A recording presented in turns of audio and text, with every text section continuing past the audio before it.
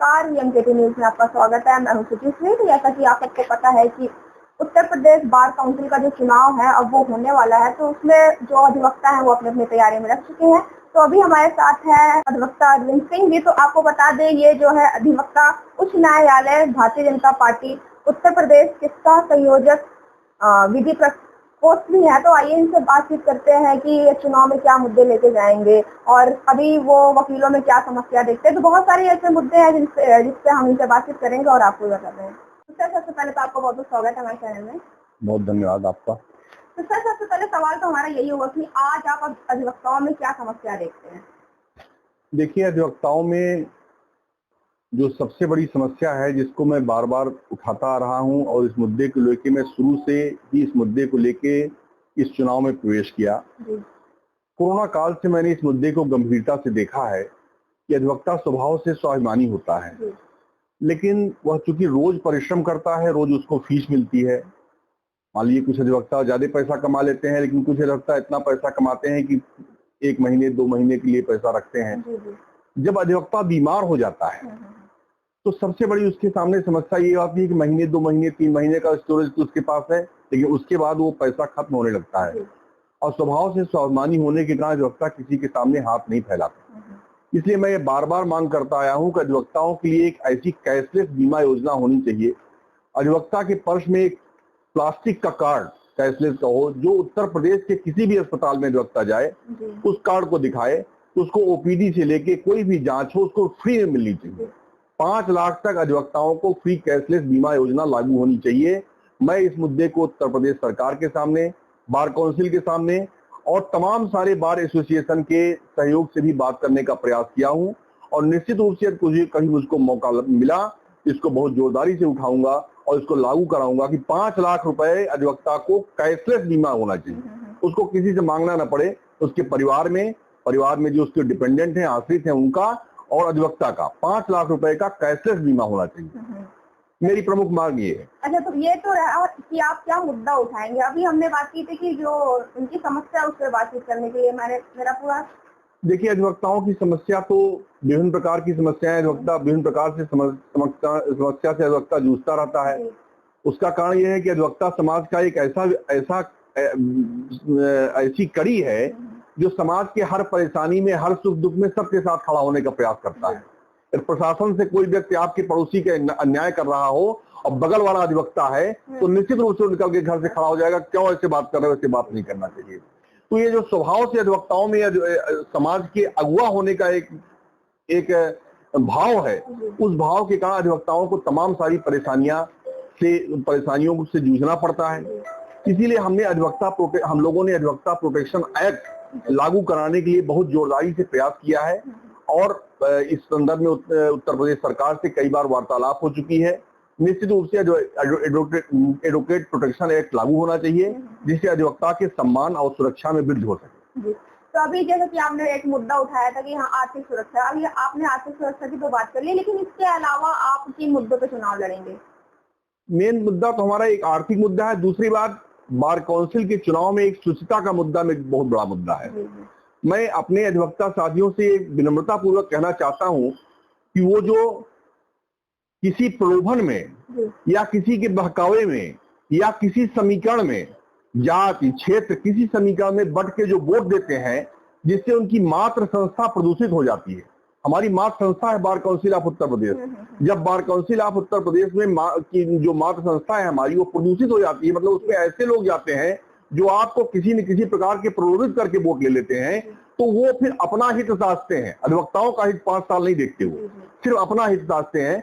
मैं अधिवक्ताओं की इस मांग के साथ ही प्रवेश कर रहा हूं इस चुनाव में कि अधिवक्ताओं को क्षेत्र, जाति, धर्म की समस्या से ऊपर उठ के जो अधिवक्ता हित की बात कर सके, अधिवक्ताओं की लड़ाई लड़ सके, सड़क से लेकर सरकार तक अधिवक्ताओं की लड़ाई लड़ सके, सिर्फ उस अधिवक्ताओं को बार काउंसिल में चुनाव विजयी बनावे। आप उस अधिवक्ताओं को बार काउंसिल के चुनाव में अपना वोट दें, और वह प्रैक्टिशनर अधिवक्ता हो, चाहे जिला न्यायालय में प्रैक्टिस करता हो, चाहे तहसील में प्रैक्टिस करता हो, चाहे उच्च न्यायालय में प्रैक्टिस करता हो, लेकिन वह रेगुलर प्रैक्टिशनर अधिवक्ता हो, सिर्फ उसको वोट दीजिए। अच्छा, तो सर ये बताइए कि जो बार काउंसिल में जो नए अधिवक्ता आते हैं, जो नए अधिवक्ता जो जुड़ते हैं, तो उनकी क्या अपेक्षा रहती है बार काउंसिल की? देखिए, बार काउंसिल में जब नया अधिवक्ता जुड़ता है तो बहुत सारे सपने लेकर बार काउंसिल में जुड़ता है कि मैं अधिवक्ता हूँ, समाज के एक अग्रणी पंथ में खड़ा हुआ व्यक्ति हूँ। लेकिन इन नए अधिवक्ताओं के लिए भी हम लोगों ने मांग किया है और इसको पूरा करने का प्रयास करेंगे कि 10,000 रुपए महीने कम से कम उनके लाइब्रेरी और व्यक्तिगत मेंटेनेंस के लिए मिलना चाहिए, जिससे नया अधिवक्ता सर्वाइव कर सके। और नए अधिवक्ताओं से भी मैं कहना चाहूंगा कि न्यायालय जरूर जाए, चाहे जिस न्यायालय से संबंधित हो, तहसील हो, जिला न्यायालय हो या उच्च न्यायालय हो, वो न्यायालय जरूर जाए और कानून को सीखने का प्रयास करें। नेतागिरी बाद में करें, पहले कानून को सीखने का प्रयास करें, जिससे हम वकालत की गरिमा को पुनः स्थापित कर सकें। तो ये जो नए अधिवक्ता होते हैं या फिर अधिवक्ताओं की बात करें, वो अपने प्रोफेशनल एथिक्स के खिलाफ भी काम करते हैं, तो इस पे आप क्या कहना चाहेंगे? देखिए, ये बहुत थोड़े अधिवक्ता हैं जो कभी कभार प्रोफेशनल एथिक्स के खिलाफ किसी भावना में बह के चले जाते हैं। ऐसा नहीं कुछ जबरदस्ती चले जाते हैं। जैसे आपको बताया हमने कि आप कोई पड़ोसी है, आपका पड़ोसी के साथ कोई अन्याय कर रहा है, चाहे प्रशासनिक अधिकारी हो, पुलिस का अधिकारी हो या कोई दूसरा अधिकारी हो, तो नया कोई अधिवक्ता यदि है वो तो निश्चित रूप से बोलेगा, निश्चित रूप से उसके खिलाफ खड़ा होगा, बोलेगा। तो ये जब उसके खिलाफ बोलता है, लोग कहते हैं प्रोफेशनल एथिक्स के खिलाफ है, क्योंकि आपका ये काम नहीं है। लेकिन वो मानता है कि मैं समाज का प्रहरी हूँ, मैं न्याय का प्रहरी हूँ। जब किसी के साथ अन्याय हो रहा है तो मैं जरूर उसके खिलाफ आवाज उठाऊंगा, बोलूंगा। फिर भी यदि कहीं किसी परसेंट में कोई यदि इसमें न्यूनता है, कमी है, तो मैं अधिवक्ताओं से हम लोग अनुरोध करते हैं कि भाई उसमें अपने आप को एक स्थिर भाव से रखें। नहीं, आपने बोला है कि अगर किसी का बगल में अगर कोई अधिवक्ता लड़ाई हो जाती है तो उसमें वो भावनाओं में बह के वो प्रोफेशनल एथिक्स के खिलाफ काम कर लेते हैं। नहीं, प्रोफेशनल एथिक्स के खिलाफ नहीं काम करता, भावनाओं में बहकर वह उसमें शामिल हो जाता है, क्योंकि न्याय का प्रहरी है ना, न्याय का प्रहरी है, देखता किसी के साथ अन्याय हो रहा, क्या कर रहा है भाई, तुरंत खड़ा हो जाए। तो ये न्याय का, ठीक है, ये टॉपिक हटा देते हैं, लेकिन फिर भी इसके अलावा भी बहुत सारे ऐसे प्रोफेशनल है जिसमें वकीलों को देखा जाता है, तो आप इससे बताइए ना। नहीं, जैसे बताइए आप किस में देखा जाता है? जैसे कि एक वकील है, वो वकील तो रहते हैं, लेकिन उसके साथ भी वकील रहते हुए भी वो जैसे कि आप देख लीजिए कि दुकान खोल रहा है या फिर कुछ भी अपना। नहीं, ऐसा नहीं है। ये देखिए, ये जो है अधिवक्ताओं के खिलाफ साजिशन इसको फैलाया गया है। जो अधिवक्ता है वो अधिवक्ता है। बार काउंसिल में जिसका रजिस्ट्रेशन है, उसका यदि कहीं और रजिस्ट्रेशन होता है तो बार काउंसिल का रजिस्ट्रेशन उसका कैंसिल हो जाएगा। निश्चित रूप से ये गलत अफवाह फैलाई जाती है कि अधिवक्ता दुकान खोल लिया, अधिवक्ता। इसका अगर हम एक रीजन और भी मान ले कि ये बेरोजगारी के कारण भी हो सकता है। नहीं, ऐसा नहीं है, कोई अधिवक्ता बेरोजगार नहीं है।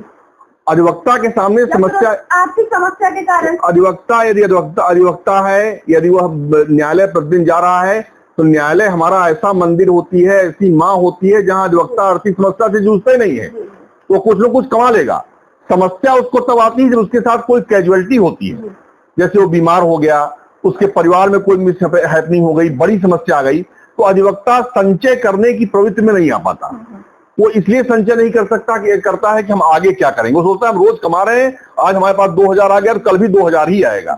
ये थोड़ी सी समस्या है। बाकी जो अधिवक्ता न्यायालय नियमित रूप से जाते हैं, वह जो न्यायालय है हम लोगों का मंदिर है, वहां मंदिर में हमारी माँ रहती है, वो माँ कुछ न कुछ अधिवक्ताओं को अवश्य देती है। इसमें कोई समस्या नहीं आर्थिक की। समस्या सिर्फ उसको कैजुअलिटी की समय होती है। हाँ, नया अधिवक्ता जब आता है तो उसके सामने थोड़ी समस्या आती है। नए अधिवक्ता के सामने थोड़ी सी समस्या आती है कि वो सीनियर के साथ रहता है, सीखने का प्रयास करता है, तो सीनियर उसको विभिन्न प्रकार के काम बताता है कि आप ये करिए। लेकिन जो एक सामान्य ट्रेंड है कि उसका उस रूप में उसको कोई पारिश्रमिक टाइप नहीं दिया जाता। ठीक है, किसी फाइल पे कुछ आ गया, पारिश्रमिक नहीं मिलता, तो उसको थोड़ा सा सर्वाइवल का संकट आता है, जिसके लिए हम लोग प्रयास कर रहे हैं और मांग कर रहे हैं कि 10,000 रुपए कम से कम 3 साल तक नए अधिवक्ताओं को दिया जाए, जिससे अधिवक्ताओं की लाइब्रेरी का खर्च या उसको न्यायालय आने जाने का खर्च कम से कम ये मिल सके। बाकी धीरे धीरे वो स्वयं अभ्यस्त कमा लेता है। कोई आप न्यायालय में चले जाइए, आप किसी भी न्यायालय में चले जाइए, कभी कोई अधिवक्ता ये नहीं मिलेगा आज हम भूखे हैं या कपड़ा एकदम मेंटेन आपको आएगा। तो सर, अगर ये चुनाव की बात कर ले, तो ये जो चुनाव है वो पूरे उत्तर प्रदेश का चुनाव होता है। हाँ, ये पूरे उत्तर। बताइए कि अरविंद सिंह के लिए ये कितनी बड़ी चुनौती है? देखिए, चुनौती तो है। चुनौती 2 कारणों से है। एक तो जो अभी आपको हमने पहले बताया कि अधिवक्ता हमारा स्वभाव से स्वाभिमानी होता है और भावुक भी होता है। वह भावनाओं में बहक के जो वोट दे देता है, ये हमारे क्षेत्र के हैं, अरविंद सिंह फरे हड़िया के रहते हैं तो हड़िया वालों को वोट दे दीजिए, कोई कहीं रहता है। हम इस बात को अधिवक्ताओं से अपील करना चाहते हैं और कहना चाहते हैं, जात धर्म क्षेत्र के नाम पे वोट मत दीजिए। ये बार काउंसिल जो है आपकी मातृ संस्था है, इसको मजबूत करिए, वहां सुचितापूर्ण ढंग से वोट दीजिए, अपनी अंतरात्मा की आवाज से वोट दीजिए कि हम एक अधिवक्ता को वोट दे रहे हैं। जब वह एक अधिवक्ता चुन के आपके बार काउंसिल में जाएगा तो वह 5 साल आपके हितों की रक्षा करेगा। या छोटे छोटे प्रलोभनों में आप वोट दे देंगे तो 5 साल जो वहां चुन के गए हैं वो आपके ऊपर ध्यान नहीं देंगे। मेरी एक विनम्र अपील है सभी अधिवक्ताओं को कि 5 साल के लिए आप जो चुन के भेजते हैं, ये 5 साल के चुन के भेजते हैं तो जात धर्म या किसी भी प्रलोभन के से हट के वोट दीजिए। जो इतने पोस्टर बैनर लग रहे हैं, मैं इसकी भी बहुत घोर खिलाफत करता हूं। मैंने कभी इतना पोस्टर बैनर नहीं लगाया। इतने पोस्टर बैनर जब लगते हैं तो कहां से लगते हैं? वो जब इतना पैसा जो कोई कैंडिडेट खर्च करता है तो निश्चित रूप से अधिवक्ता हितों से समझौता करके उन पैसे को कमाने की कोशिश करता है। इसलिए मैं कहना चाहूंगा कि जब पोस्टर बैनर या प्रलोभन को देख के वोट न दें। आप जो रेगुलर रूप से नियमित रूप से प्रैक्टिस करने वाले अधिवक्ता हो, सुख दुख में आपके सहयोगी हो, उनको वोट दीजिए, जिससे हमारी मातृ संस्था मजबूत हो सके और अधिवक्ताओं के हितों की रक्षा हो सके। तो अरविंद जी, ये बताइए कि जो बार काउंसिल की जो वर्तमान की कार्यकारिणी है उससे आप कितना संतुष्ट हैं? देखिए, वर्तमान की जो कार्यकारिणी है, मैं इस पे अधिवक्ता समाज निर्णय लेगा, क्योंकि मैं इसमें प्रत्याशी हूं, इसलिए किसी के ऊपर टिप्पणी नहीं करना चाहता हूं। लेकिन ये जरूर संकट रहा है कि अधिवक्ता जब संकट में आया तो हमें जो हौसला या जो ताकत अपनी कार्यकारिणी से मिलनी चाहिए थी, वो जो विभिन्न जिलों में हम दौरा कर रहे हैं उससे रिपोर्ट आ रही कि वो ताकत हमको नहीं मिल पाई, चाहे जो कारण रहा हो, चाहे जो मजबूरी रही हो। तो अब ये चुनाव का समय है, इसलिए बहुत व्यक्तिगत टिप्पणी करने से हम। अच्छा, ये जो बार काउंसिल का जो चुनाव होता है उसमें अक्सर देखा जाता है कि परिवारवाद बहुत होता है, तो इससे आप कुछ कहना चाहेंगे?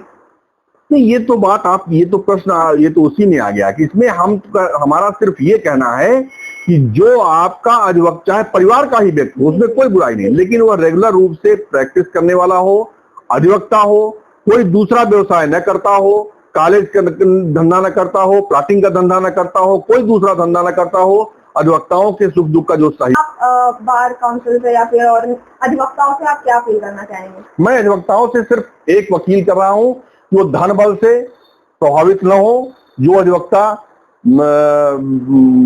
नियमित रूप से प्रैक्टिशनर अधिवक्ता हैं, उनको चिन्हित करें, धन बल से प्रभावित न हो, जाति धर्म क्षेत्र ये तीनों से प्रभावित न हो, और इस आधार पे अपनी अंतरात्मा के आधार पे वोट दें। आजकल जो तमाम सारे ढंग से लोग प्रलोभित करने का प्रयास करते हैं, आपको डायरी बांटते हैं, कैलेंडर बांटते हैं, 1500 रुपए का सामान आपको दे देते हैं और उसके आधार पे जो वोट मांगते हैं उनको कतई वोट मत दीजिए।